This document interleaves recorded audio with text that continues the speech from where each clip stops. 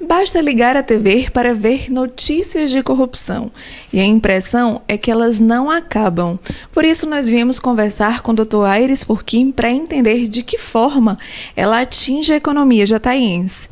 Dr. Aires, uma das últimas notícias que nós tivemos é que a OAB teria entrado com pedido de impeachment do então presidente Michel Temer. Isso é possível? Bom, possível é. A entrada do impeachment, na verdade, é um requerimento. Quando você questiona o presidente da Câmara dos Deputados sobre a necessidade de se determinar a abertura de um processo de impeachment ou de impedimento para uma determinada autoridade, no caso, o presidente da República. Mas isso é uma coisa muito subjetiva. Embora a OAB tenha tomado a iniciativa, ele só caminha baseado na vontade pessoal do presidente da Câmara. Isso, se não houver uma pressão popular significativa, isso não passa de um simples requerimento. E quais as chances de conseguir um resultado positivo? Eu acredito que hoje as chances são praticamente nulas, dado o grande alinhamento entre o presidente da Câmara e o presidente da República. Vale lembrar que até na sexta-feira nós tínhamos 15 pedidos de impeachment já protocolados. Isso quer dizer que este não deverá ser o caminho a ser seguido para a queda ou não do presidente da República. E isso gera também uma curiosidade, né, doutor Aires? Porque o tempo de tramitação desse pedido de impeachment não seria o mesmo até o fim do mandato do presidente Michel Temer? Bom, essa é uma situação que a grande mídia não tem explorado, até não posso dizer por quê. A grande verdade é o seguinte, o tempo que nós temos é de aproximadamente 18 meses entre o mês de junho e o fim do mandato do presidente Temer. Um pedido de impeachment, quando começa, normalmente ele demora em torno de 8 a 12 meses para se concretizar. Nós estaríamos muito próximos, ou melhor, já estaríamos na campanha eleitoral de 2018.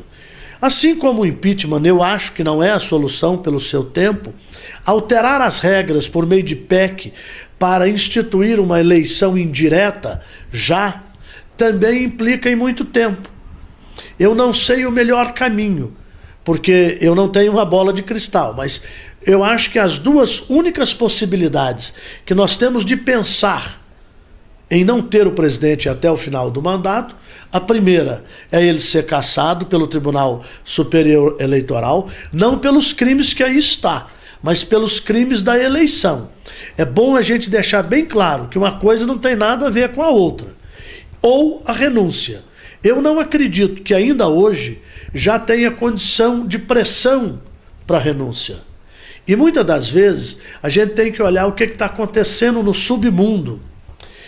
Se você se lembrar, a questão de um mês antes dessas delações que levaram o presidente para o olho do furacão, vamos dizer assim, nós tínhamos uma situação que o Congresso estava emperrando o avanço das reformas.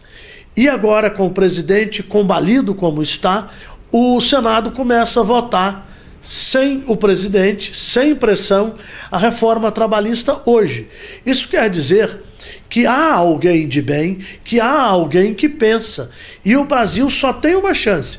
Ou nós vamos reformar, fazer a reforma trabalhista e a reforma previdenciária, ou efetivamente, no espaço não superior a 5 anos, nós não teremos dinheiro para a máquina pública seguir. Ou seja, aí, ao invés de nós termos A ou B com mais dificuldade com relação à aposentadoria, nós teremos possivelmente a grande pleiade de aposentados sem receber. E aí você falando nesse contexto todo, a gente para pensar que a corrupção já dura alguns anos, né? E tem um modelo aqui no Brasil mais difícil de se tirar um presidente.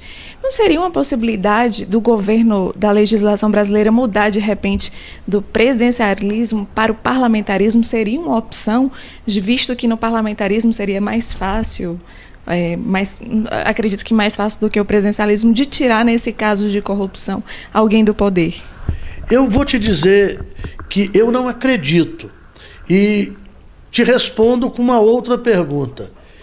No parlamentarismo, o comandante do governo sai do Congresso. Nós temos um Congresso limpo para nos fornecer material humano para ser chefe? Então eu continuo imaginando que a eleição direta para o mandatário maior é o melhor caminho. E te digo mais, não é difícil tirar o presidente, precisa de provas. E tem uma outra situação, é que estamos muito próximos da próxima eleição. Isso é um dificultador. Mas simplesmente mudar o modo de presidencialismo para parlamentarismo, eu não acredito que em per si é a solução.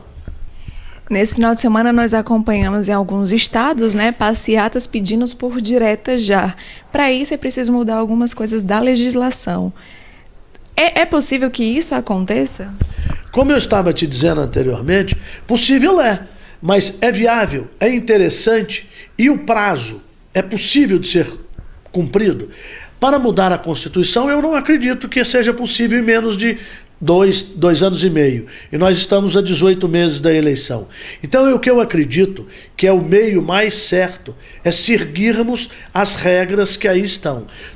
Eu penso assim, mudar tudo para resolver o momento é casualismo. O que nós temos que pensar é que ao longo do tempo nós podemos ter problema. Nós temos as regras, então vamos cumpri-la. Esse é o objetivo da Constituição, é nos dar a segurança de que algo novo que possa levar a uma convulsão não venha acontecer. Então, o mais importante nesse momento, eu acredito que é seguir as regras que estão estabelecidas. E nessa confusão toda, quem sofre é a nossa economia. Como é que Jataí perde com toda essa confusão que acontece lá em Brasília? Bom, nós estamos num momento de extrema avalanche de situações adversas à economia goiana, em especial de Jataí. Por exemplo, a carne, com esse negócio da carne fraca, que envolve o JBS, o Joesley. Isso, nós estamos hoje com um preço de mercado na casa de 10% a 15% menor do que era praticado há um ano atrás. As questões das commodities, como a soja, que está com preço extremamente baixo. Essa não só por problemas brasileiros, mas no mundo. Mas o milho, nós não temos, o milho não é uma commodity internacional. Então ele caiu demasiadamente. Por quê? Porque não há perspectiva. Milho, 92%, 94% é consumido por animais. E como nós temos menos gado, menos suínos, menos frango, menos aves no geral sendo vendido, sendo exportado, isso representa menos consumo. Se há menos consumo, a tendência é de que o preço caia. Hoje está praticamente a metade do que esteve há um ano atrás. Isso faz com que o município arrecade muito menos, que as negociações sejam absolutamente inferiores. Isso é prejuízo instantâneo. Muito se falou em crise, né, nos anos anteriores e tinha uma esperança aí da população de que melhorasse. Na sua opinião, o que a população pode esperar aí numa projeção a curto prazo, de 6 meses a 1 ano? O que deve acontecer com toda essa situação política que o Brasil vem vivendo?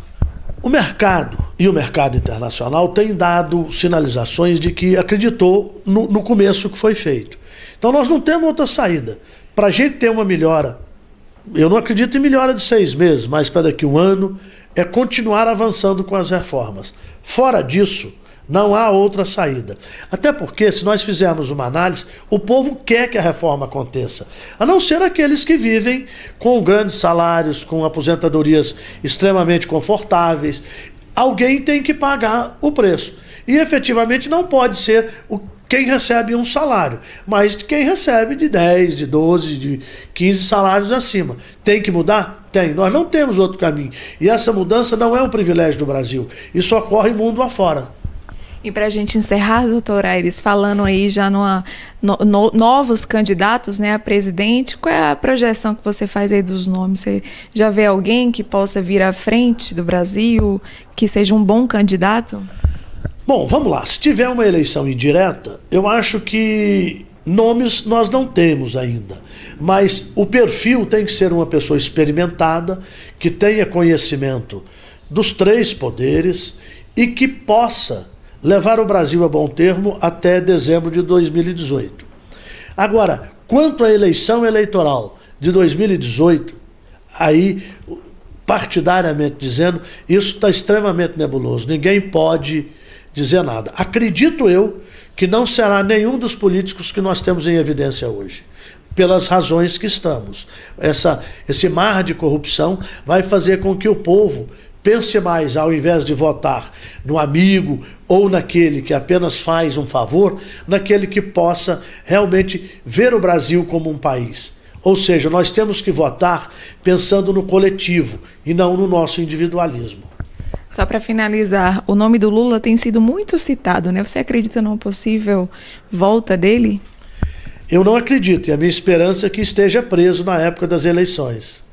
Então tá bom, é com essa afirmação que a gente agradece aqui a sua participação, e eu acho que ficaram ainda mais dúvidas, né? Mas não por causa do Dr. Aires, mas por causa da situação política que nós vivemos, e aguardar para ver como é que o cenário político vai caminhar pelos próximos dias.